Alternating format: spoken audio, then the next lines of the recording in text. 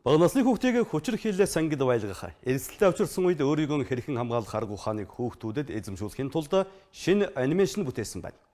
Тодорхойлбол хүүхэлдэйн киногоор дамжуулж хүүхдийн сэтгэхүйд нөлөөлөх нь чухал хэмээн үзлээ. Улсын хэмжээнд үйлдэгдэж байгаа гэмт хэргийн байдлаараа Монгол улс дэлхийд аюултай улс орны тоонд багтаж байна. Үүнийг илтгэх нэг хэлбэр нь хүчирхийллийн гэмт хэрэг болж байна. Судалгаанаас харвал 5 хүн тутмын 2 нь ямар нэгэн байдлаар бие махбод болон сэтгэл санааны хүчирхийлэлд өртдөг болох нь тогтоогдсон бол хамгийн эрсдэлтэй бүлэг нь хүүхдүүд болж хувирчээ.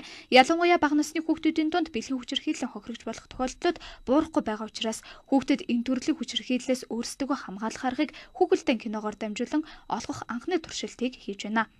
Энийг яаж хүүхдийг өөрийг нь бас хүүхдийн ертөнцийг бохирдуулахгүйгээр айлгахгүйгээр яаж энэ мессежийг эвтэйхэн хүргэх вэ гэдгийг хамгийн том хэцүү хэсэг нь байсан. Тэгээд тэрэн дээр яг хүүхдийн зохиолч гэдэг энэ хүмүүс мэрэгсэн хүмүүс ер нь бас Монголд нэлээд зөөн дутмаг байгаа нь илүү харагдсан. Тэгээд бид нар ямар ч байсан сайн зохиолчтой хамтарснараа бүтээл манаараа гайгүй болсон гэж найж байгаа. Тэгээд мэдээж энэ хүүхэлдэйн кино хийж угаасаа хэцүү ажил байдаг. Тэгээд бид нэр чадхаараа л богино хугацаанд бас тэгээд хичээж ажилласан. Хэрэг танихгүй хүн би чичээ хөрүүл яах юм, болохгүй газар чинь хөрүүл яах юм гэд гэх мэтэл ингээм ийм зүйлүүдийг бол илүү таниулах, ялангуяа нөгөө биед нь болохгүй би хэсэгт нь хөрөхгүй.